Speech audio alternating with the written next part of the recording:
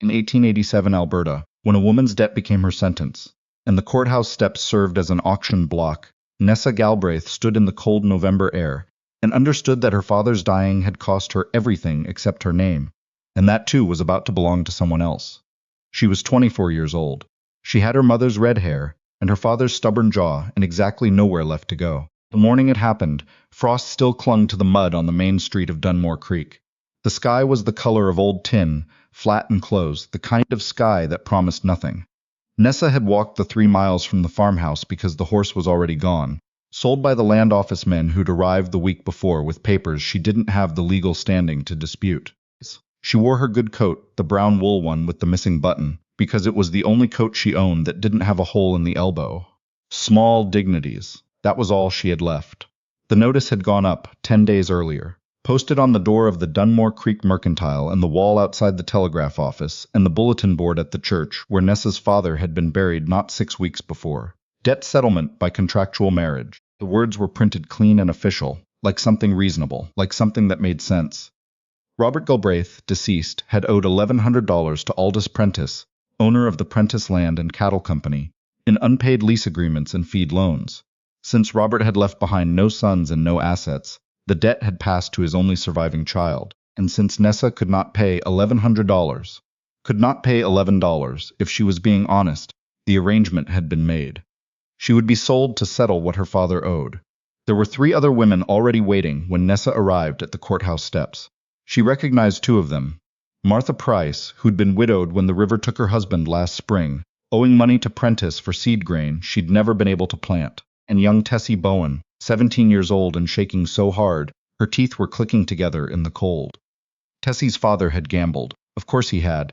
The men who ended up owing Aldous Prentice always seemed to have done something that conveniently required their daughters to pay the price. The 4th woman was a stranger, older than the rest, maybe 40, with a face that had been through a great deal, and come out the other side looking like iron. She said her name was Rosalind, and she didn't say anything else. Just stood with her arms crossed and watched the crowd with eyes that missed nothing.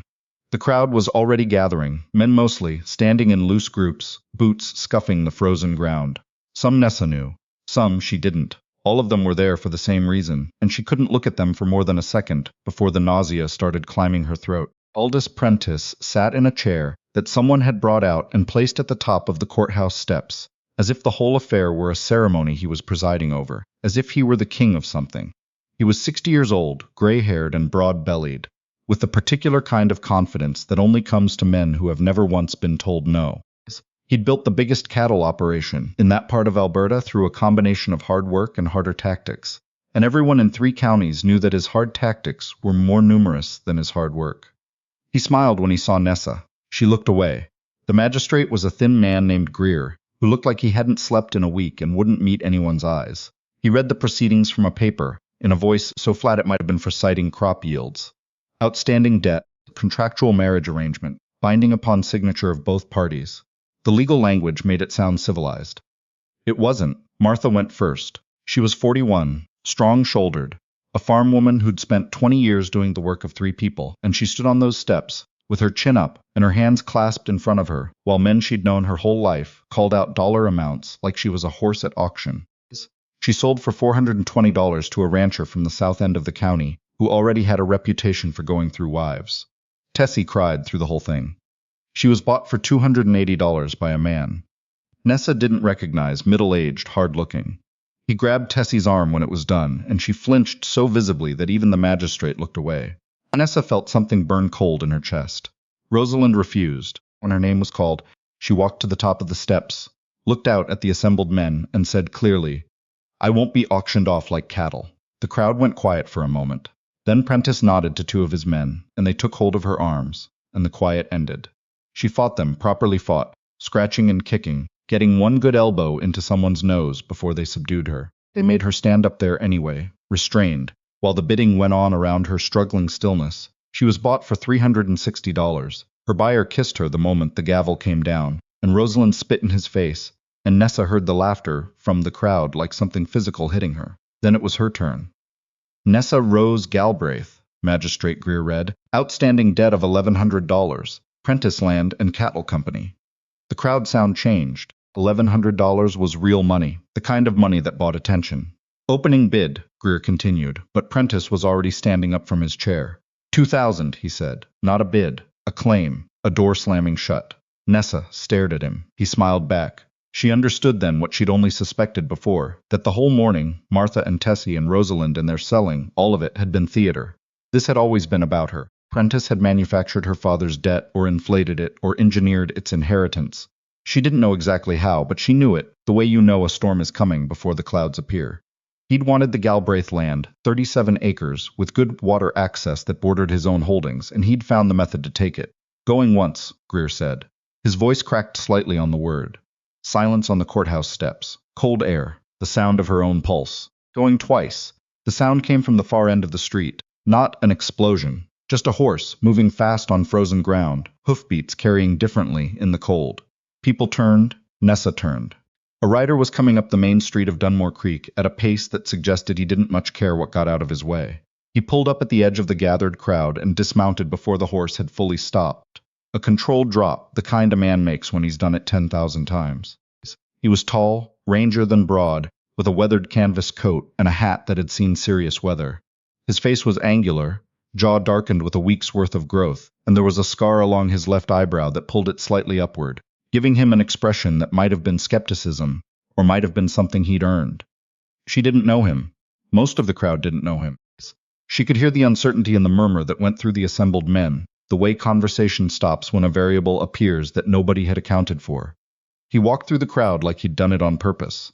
People moved without being asked. He came up the courthouse steps and stopped in front of Nessa and looked at her. Not at the crowd, not at Prentice, at her, like he was trying to make sure of something. Then he kissed her. Not rough, not performed. His hands came up to hold her face like she was something worth being careful with.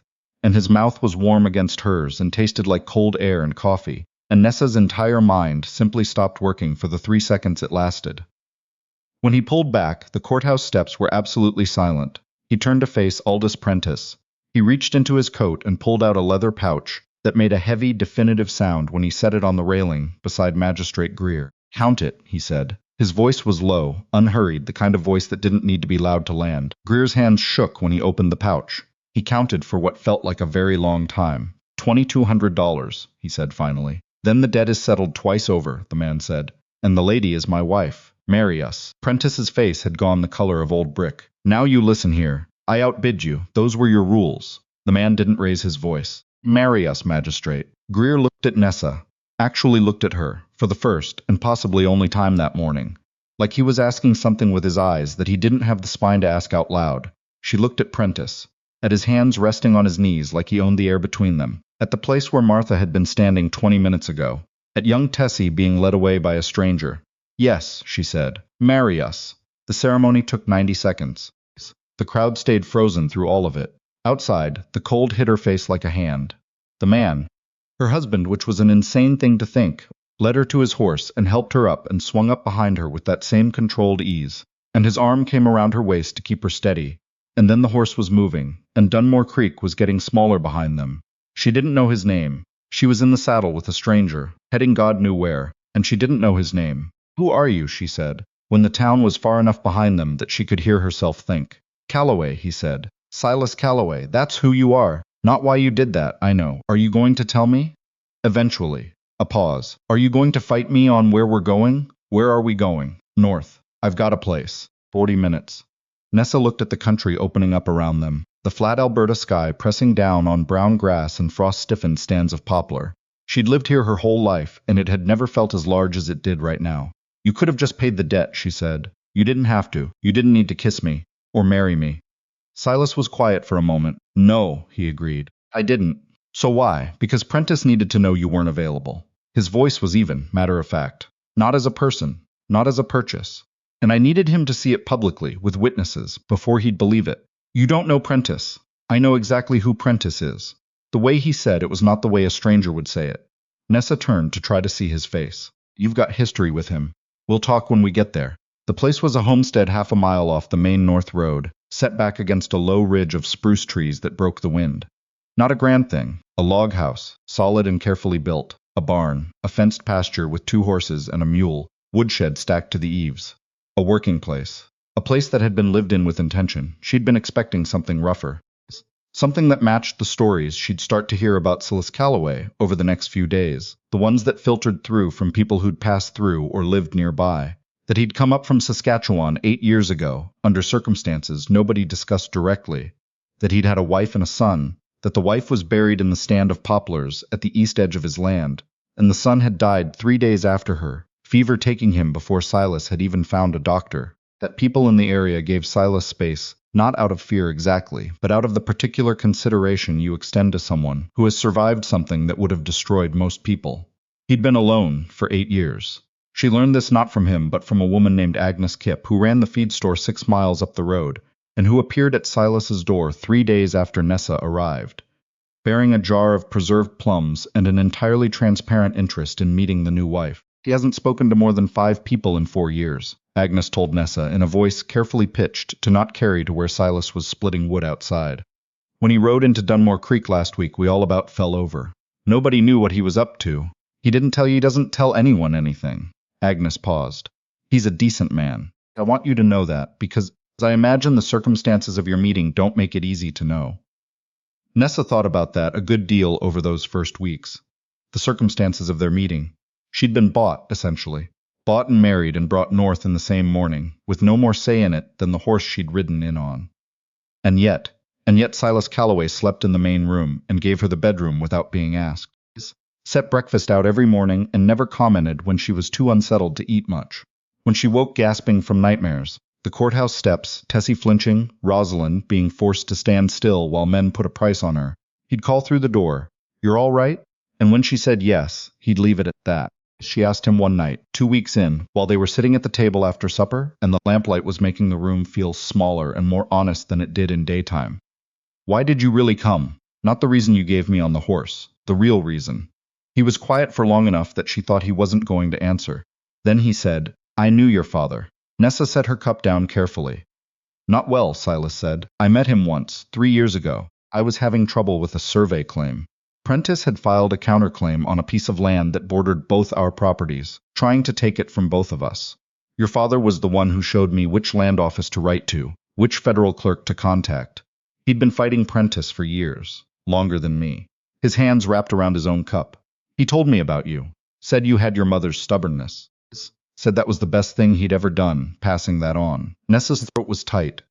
"I heard he died," Silas said. "Heard about the debt notice a week later. The kind of debt that appears from nowhere after a man who's been causing Prentice trouble conveniently falls off the world." He looked at her. "Your father didn't just owe lease money, Nessa. He knew something about Prentice, and I think that's why he's dead." The silence in the cabin was a different kind of silence than it had been before. Heavier, more specific. "He kept records," Nessa said slowly. "I always knew he was writing things down. Letters to people, documentation of land transactions. He had a whole system. I thought it was just how he organized his affairs. Where are they? I don't know. He never showed me where he kept them, but he was careful. He wouldn't have kept them anywhere obvious." She looked at Silas. "He would have kept them somewhere he thought I'd find if I needed to." Neither of them slept well that night. The next morning Nessa started learning things. This was Silas's idea, but she'd have asked for it anyway. She just didn't know yet that she needed to ask. He started with the practical. How to saddle a horse properly. Not the way she'd been doing it since she was a girl, but the right way. The way that would hold under hard riding. How to read weather off the eastern ridgeline. How to handle a rifle, which she'd done before, and then how to handle it under conditions where her hands were shaking, and the light was bad, which she hadn't. He was a patient teacher. Not warm in the way people usually meant by warm, but steady. He never explained something more than twice, because the second time he said it differently, found the angle that fit how she understood things. When she did something well, he said so.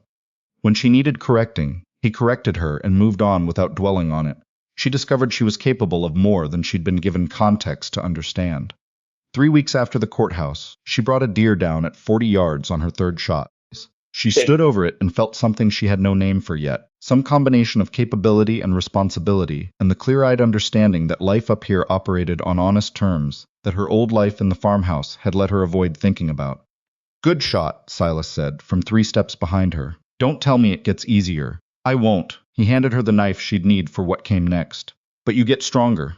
The days found a rhythm. Mornings were practical. Firewood, animals, maintenance, shooting practice that Silas insisted on every day without fail.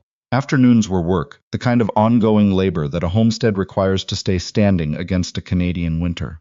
Evenings were quiet, the two of them reading or working, the fire talking to itself, the spruce trees pressing close against the darkness outside. She began to know him, not through declarations, Silas.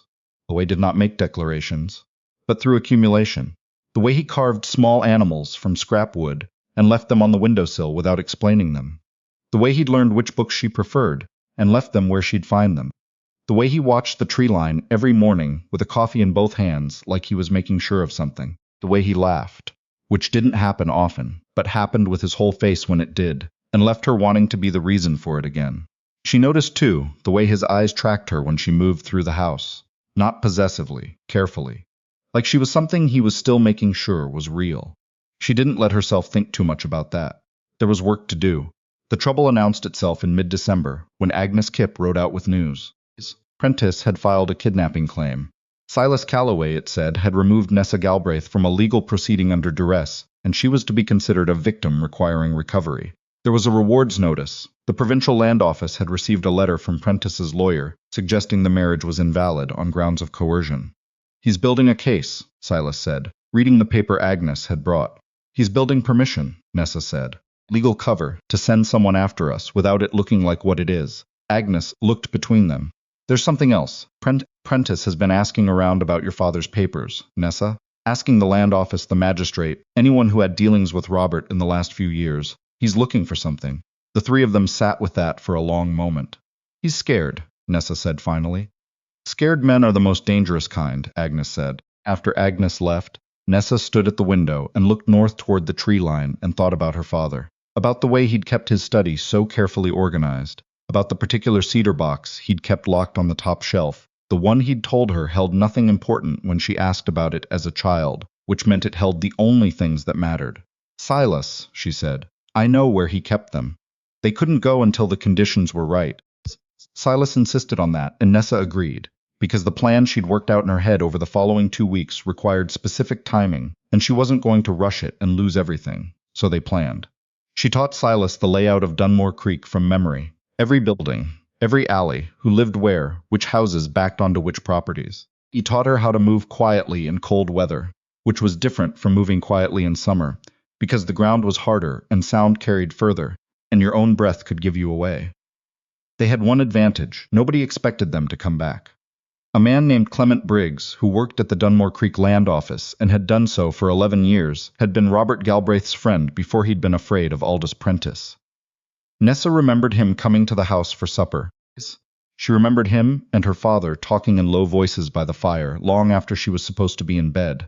She didn't know if he'd help them. She didn't know if he'd betray them. But she knew he'd been at the courthouse that morning, standing at the back of the crowd with his hat in his hands, and an expression on his face like he was attending a funeral. She wrote him a letter. Silas carried it into town on a Tuesday, dressed as unremarkably as possible, left it with the woman at the telegraph office who was Agnes's cousin and could be trusted. The response came back in 2 days. One sentence. The box is at the church. Nessa read it 3 times. Of course. Her father had given it to Reverend McNeil for safekeeping, the one man in Dunmore Creek who wouldn't be intimidated by Prentice and couldn't be bought. She should have thought of it herself. They went on a Thursday night in the second week of January, when the temperature had dropped to the kind of cold that kept sensible people indoors, and Prentice's men would be watching roads rather than back alleys. Silas and Nessa rode in together and left the horses a mile out with Agnes's husband, who asked no questions. They covered the rest on foot, moving through the cold, with their breath held down and their footsteps careful. The church was unlocked. It was always unlocked. Reverend McNeil believed that locking a church was a theological error, and in 20 years of Dunmore Creek winters, nobody had tested that belief until now. They found McNeil sitting in the front pew in the dark, which meant he'd been expecting someone. Your father told me someone would come for it eventually, McNeil said, not turning around. He didn't tell me it would be you, but I think he hoped. He led them to the vestry. The cedar box was on a shelf behind the communion wine, exactly where her father would have put it if he'd wanted to make sure it wouldn't be moved accidentally and wouldn't be found without knowing to look. The lock on it was the same one Nessa remembered from childhood. She'd found the key 2 days after they'd started planning, tucked behind the loose brick in the fireplace of the old farmhouse. a place she'd watched her father visit exactly twice, both times when he thought she wasn't paying attention. The box held 47 pages of her father's handwriting, land transaction records, survey dates that didn't match official filings, 3 deaths, documented with dates, and witness names, all in the past decade, all involving men who'd been disputing Prentice land claims. A letter from a provincial surveyor in Calgary who'd been paid to alter boundary records. A list of names, judges, land office officials, a member of the territorial government, with notations beside each one that could only mean payments received. Silas read it over her shoulder in the candlelight McNeil had provided. His jaw was tight by the time he reached the 3rd page. "This is enough," he said quietly. "It's enough to destroy him," McNeil agreed from the doorway. "The question is getting it to someone it can't be made to disappear." That was when they heard the horses outside. Prentice had a man watching the church. Of course he did. Of course there was a man whose job it was to notice when the vestry light came on at 11 o'clock at night. Silas blew out the candle. The darkness was total and immediate. "Back door," McNeil said in the dark, with the calm of a man who had made peace with inconvenience. "Through the cemetery. There's a gate on the east side." They moved in the dark, Nessa with the box under her arm, Silas's hand on her shoulder to keep her oriented. They heard the front door of the church open behind them. As they went through the vestry and out the back into the cemetery, frost-hardened ground under their boots, the cold so sharp it burned the inside of her nose. The gate was where McNeil said it would be. They went through it and into the alley beyond and moved fast without running, because running on frozen ground in the dark was how ankles broke. The men came around the side of the church behind them. 3 of them, she thought, from the sound. "There," one of them said. Silas turned and Nessa turned with him, and they stopped moving. "Give over the box," the man in front said. He had a rifle. The other 2 had rifles. The math was not encouraging. "Don't think so," Silas said. "This is Prentice property. Those papers, these are my father's papers." Nessa's voice came out steadier than she felt. "Documenting crimes committed against residents of this county. They're going to a federal officer, and if you take them from us, you'll be committing your own crime in front of witnesses." She paused. "Look up." The man looked up. He hadn't noticed, in the dark and the cold and the focus on the chase, that every second window on the alley had a lit lamp in it. Agnes had done that. Agnes and her cousin and 3 other women who knew things about Dunmore Creek and the people Prentice had hurt. Women who'd been waiting to be asked to help. "Every one of those windows is a witness," Nessa said. "And there's a federal land inspector staying at the hotel 2 streets over. He arrived yesterday. His name is Horace Webb and he's here on routine business. But I imagine routine business could expand to include whatever he finds in this box, if it came to his attention." She had not actually verified that Horace Webb would feel this way. She was operating on reasonable hope. The man with the rifle looked at the windows, looked back at Nessa, looked at Silas, who was watching him with an expression that made clear calculation look like stillness. They left. Horace Webb, as it happened, was not the kind of man who considered anything routine when it involved survey fraud, and 3 suspicious deaths and a list of bribed officials. He sat across a hotel table from Nessa and Silas at 7 in the morning and read all 47 pages without saying a word, and when he finished, he looked up with the expression of a man who has just found something much larger than he expected to be carrying. "How long have you been building this?" he said. "My father built it. 7 years, I think. Probably longer." Webb was quiet for a moment. He couldn't take it to anyone locally. No, anyone local was either afraid of Prentice or on his payroll. "And you're sure of the authenticity of these documents?" "I'm sure of my father's handwriting," Nessa said. "I'm sure of Clement Briggs at the land office, who can verify the discrepancies in the official filings. And I'm sure that if you start pulling on these threads, you'll find they hold." Webb started pulling. He was methodical about it, which meant it was slow, which meant the weeks that followed were the strangest Nessa had lived through. Stranger, even, than the courthouse steps. She and Silas were not arrested. They were not formally cleared either, not yet. They went back to the homestead and waited, and did the work that winter required, cutting more wood than they needed, because it was better to have too much than to be short, fixing the barn roof where a section had weakened, checking on Agnes when the cold stretched out past what her wood stove could comfortably manage. The distance between them changed during those weeks. Not dramatically. Nothing with Silas Calloway happened dramatically, but the careful space they'd maintained since October started to close. Not through any decision either of them made out loud, but through the accumulation of evenings spent reading in the same room, and mornings spent working alongside each other, and the way she'd started automatically making 2 cups of coffee instead of 1, and the way he'd started automatically checking that she was warm before he checked that he was. One evening, she came in from checking the horses to find him standing at the window, looking north at the dark tree line, the same vigil he kept every morning and sometimes in the evenings too. She stopped beside him. "Do you still miss her?" Nessa asked.